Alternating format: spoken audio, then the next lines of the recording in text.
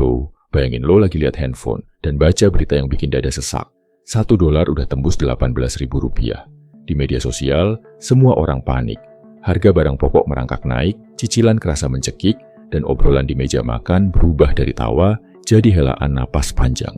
Hidup tiba-tiba kerasa jauh lebih sulit. Di saat dunia luar lagi runtuh gara-gara kepanikan, apa yang dilakuin sama seorang high value man? Apa dia ikut maki-maki pemerintah di Twitter? Atau ngurung diri ngeratapi nasib? Enggak bro, pria sejati itu enggak dinilai dari seberapa banyak asetnya pas ekonomi meroket, tapi dari gimana dia ngejaga kewarasannya dan orang-orang yang dia cintai saat badai ekonomi ngehantam. Hari ini, gue nggak bakal ngajak lo ngomongin analisis teknikal saham atau nyuruh lo beli kripto yang rumit. Gue mau ngajak lo ngebedah warisan pemikiran dari salah satu buku finansial terbaik sepanjang masa, The Psychology of Money, karya Morgan Housel. Dari buku ini, kita bakal ngeramu 5 jurus anti-mainstream yang nggak cuma nyelamatin dompet lo, tapi juga ngehangatin hati orang-orang di sekitar lo. Jurus pertama, sebuah tamparan lembut buat ego kita, menukar gengsi visual jadi waktu berkualitas. Morgan Housel pernah nulis, uang yang tidak kamu belanjakan adalah kekayaan yang kamu miliki.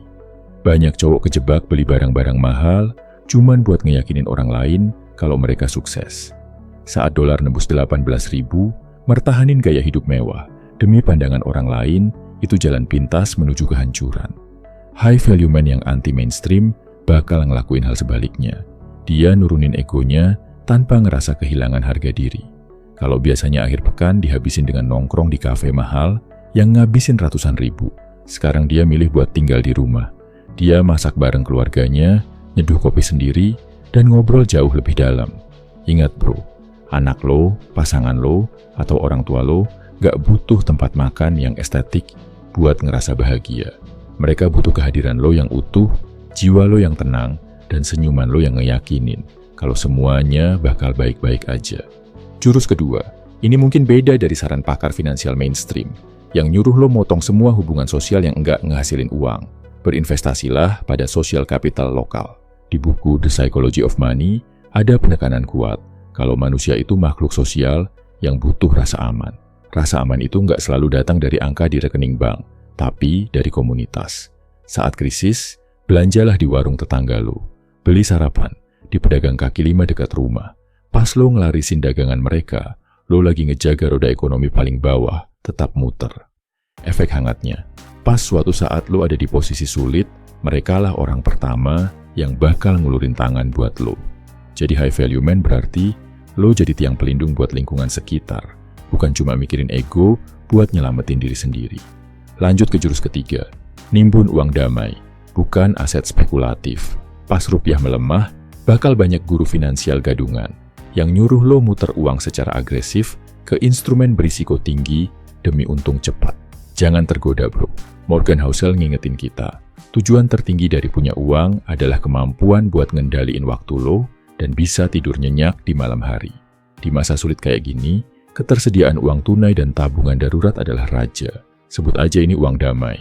Uang yang mungkin nggak ngehasilin bunga gede, tapi ngasih lo kemewahan psikologis, rasa aman dan nggak panik kalau besok tempat kerja lo ngelakuin efisiensi, atau kalau ada anggota keluarga yang mendadak sakit. Ketenangan pikiran itu aset paling mahal yang bisa dimiliki seorang pria saat ini. Jurus keempat, ini jurus yang paling nyentuh hati. Nurunin ego, naikin empati di meja makan. Waktu tekanan ekonomi naik, stres di dalam rumah juga pasti ikut naik. Bokap lo mungkin lebih sering diam, nyokap lo mungkin lebih sering ngeluh soal harga beras, atau pasangan lo kelihatan lebih cemas. Cowok biasa bakal ikut meledak karena ngerasa tertekan. Tapi seorang high value man paham, ini adalah ujian kepemimpinannya. Dia nurunin egonya buat nggak ngerasa diserang. Pas ada keluhan, dia nggak ngebalas pakai amarah. Dia dengerin, dia ngerangkul nyokapnya, nepuk pundak bokapnya, dan genggam tangan pasangannya sambil bilang, kita hadapin ini sama-sama. Gue ada di sini buat lo semua. Sikap tenang dan empati seorang pria di masa krisis itu, obat penenang paling ampuh buat seluruh isi rumah. Jurus kelima, jadilah mercusuar, bukan hakim. Gampang banget buat jadi hakim di masa sulit, nyalain keadaan, nyalain sistem, atau ngehakimi orang lain yang gaya hidupnya hancur karena nggak bersiap. Tapi ngutuk kegelapan nggak pernah pernah ngehasilin cahaya. Jadilah kayak mercusuar, bro. Tetap berdiri kokoh di tengah hantaman ombak, mancarkan cahaya ketenangan. Pas teman-teman lo panik, jadilah suara yang rasional. Fokus ke apa yang bisa lo kendaliin. Keahlian lo, produktivitas lo, dan cara lo ngerespons keadaan. Dunia sekarang udah terlalu penuh sama kepanikan. Jadilah satu-satunya pria di ruangan itu yang pas orang lain ngelihat lo, mereka ngerasa badai ini pasti bakal berlalu. Bro, dolar boleh aja tembus 18.000 dan bumi bisa aja berguncang, tapi nilai diri lo sebagai seorang pria nggak ditentuin sama kurs mata uang asing. Nilai lo ditentuin dari seberapa tangguh mental lo, seberapa bijak lo ngelola ego, dan seberapa besar rasa aman yang bisa lo kasih buat orang-orang di sekitar lo. Tapi, niat baik dan ketenangan aja gak cukup tanpa dibekali sama pengetahuan finansial yang tajam.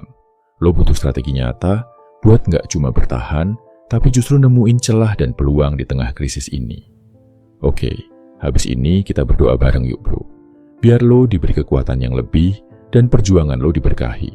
Ya Tuhan, di tengah badai ekonomi yang lagi menguji ini, karuniakan gua bahu yang sekeras baja dan hati yang setenang air untuk terus melangkah maju. Gua berjanji sama diri gua sendiri. Gua adalah petarung sejati yang gak akan pernah sudi bertekuk lutut sama keadaan. Hari ini, gua menolak buat kalah oleh rasa panik dan takut. Karena gua sadar sepenuhnya bahwa setiap tekanan yang datang cuma alat buat nempa mental gua jadi jauh lebih tajam dan tak tertandingi. Gua percaya rezeki yang baik selalu ngikutin langkah kaki yang pantang mundur. Jadi bimbing akal budi gue buat selalu tangkas, ngelihat peluang di balik setiap kesulitan.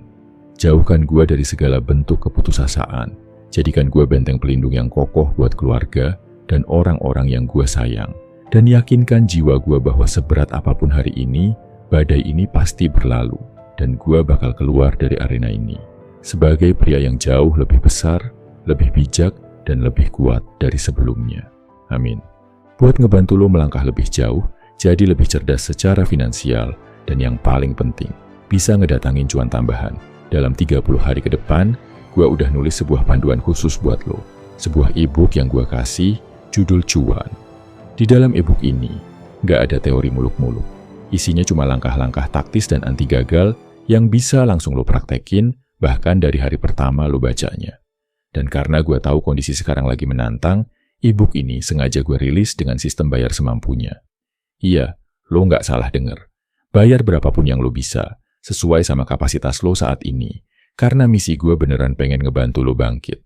Langsung aja cek link yang udah gue sematin di kolom komentar di bawah.